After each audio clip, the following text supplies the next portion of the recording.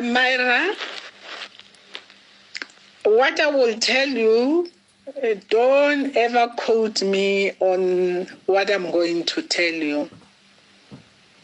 The woman that you are complaining about is on the side of the people of South Africa.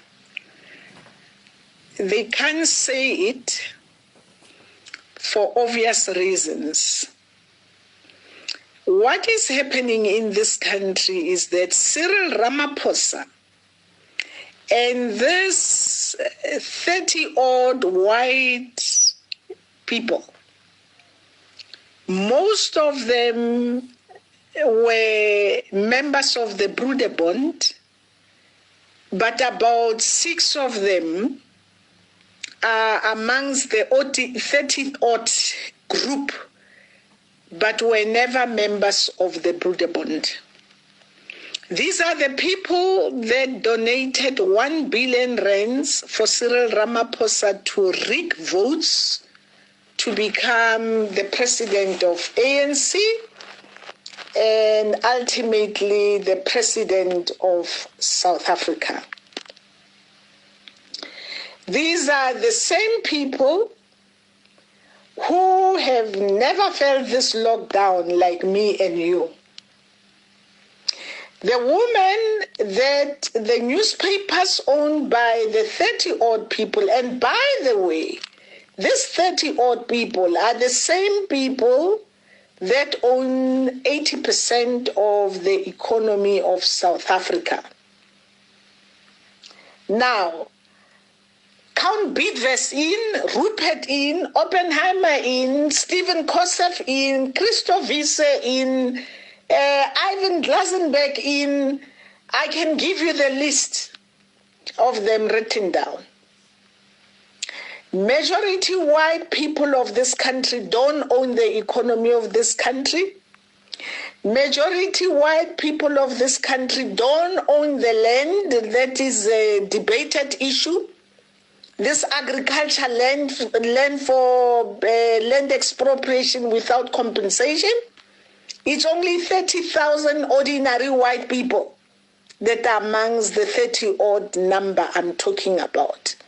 72% of land of South Africa is owned by the 30-odd people, plus 30,000 whites. Until South Africans are told the truth, we shall never know where this whole thing is going. But let me tell you now, the woman is fighting to tilt the scale, because as long as the cigarette business and liquor business, which is owned by these people, led by Rupert, are allowed to be in business, secret word is that we shall never see going back to normal again in South Africa.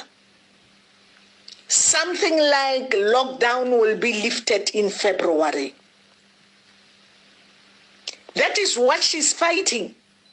She's fighting the fact that if these minority whites, these few whites, we call them white monopoly capital in the country, and unfortunately, they own newspapers as well. And they have sold propaganda in South Africa to create an impression that when we say white monopoly capital, we are talking about whites of this country. No, we're not. Majority whites of this country are in the same situation as majority blacks to a lesser extent.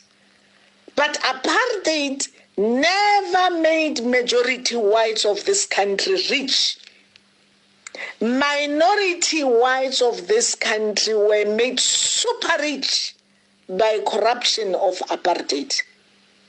She is fighting for us all because she knows if businesses of these few people I'm talking about that we call white monopoly capital go in business, My friend, it will take me and you a very long time to be back in business and back at work. There is a big fight in ANC. Politicians will never say it. Cyril Ramaphosa is terribly conflicted to even drive this lockdown. What they are doing, they are pushing businesses that are owned by this white monopoly capital to be forefront in going back to normal, and they want to lock us down. The yellow Lord van ons. Cyril says if it is November, we'll be lucky, but he thinks February. This is absolute nonsense. So this woman is on the side of all of us, because she's saying if that is the case, then we rather all suffer. Nobody must enjoy to be saved the devastation of coronavirus. And she knows damn well that if she moves these businesses way down to stage 1 of lockdown, we will come out of lockdown earlier, because those are the people that are driving how long we should be in lockdown for. Never say you heard it from me. Now, the other thing is, we are told these white monopoly capital people want to destroy this economy to ashes so that there's a reset. We start on a new slate all over again, because 1990 and 93, during the CODESA negotiations with Mandela, they didn't negotiate economic freedom. They were negotiating political freedom. And the ANC of today is talking economic freedom. The ANC of today wants to take economic freedom by force or fire. That is what is called radical economic transformation. So, radical economic transformation in short means 80% of the economy, 80% of the economy of this country owned by less than 10% people. These are white monopoly capital people. Must tilt and change that 80% of South Africans, black and white, must own 80% of the economy of the country. Who stands to lose? These few people are the ones that will stand to lose when radical economic transformation is implemented in South Africa. So, unfortunately, these are the politics that are hiding behind lockdown. There's another side to it. She's not getting any money anyway. She is the woman who forced tobacco companies in South Africa to put on packets of cigarettes the labeling of dangers of smoking cigarettes. And there were smoking zones in shops that were introduced.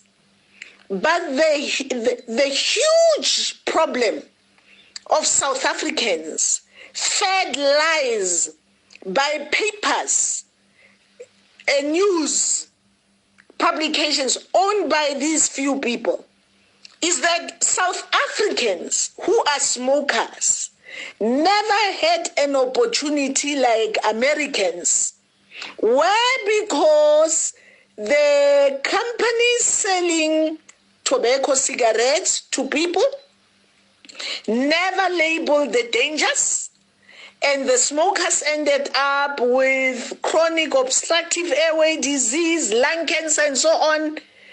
Our people, South Africans, blacks, whites, coloreds, and Indians, have never been able to sue tobacco manufacturing companies. Follow what is happening in USA. People were able to have a recourse of a cancer and so on because the tobacco manufacturing companies did not do what this woman fought to be done. So until the right message goes out to South Africans that we are sold lock, stock, and barrel by Cyril and his gang, these white monopoly capital people, if we don't wake up to see we are sold, we are going to be locked down until the end of the year. They are destroying the economy, my friend. We rather tell the facts the way they are so that every South African must know who is the friend, who is the enemy. This woman is on the side of majority South Africans, fighting minority whites with a few handful of blacks that are their puppets. They want to destroy the economy. I don't know if what I've said makes sense to you, but I will send you something written about these tobacco companies and so on. Read it. The economy of this country must be destroyed to ashes. This is now intelligence information. Some politicians who are in affection against Cyril have revealed, because the few Broederbond white monopoly capital whites do not want radical economic transformation of ANC.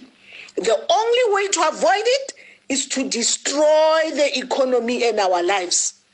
And then because they own 80% of it anyway, they will be the less affected. And then we go back to the goalpost to start again for them to dictate what they want. Tell me if it makes sense, but what she is doing is to force the evil politics of this country to be revealed.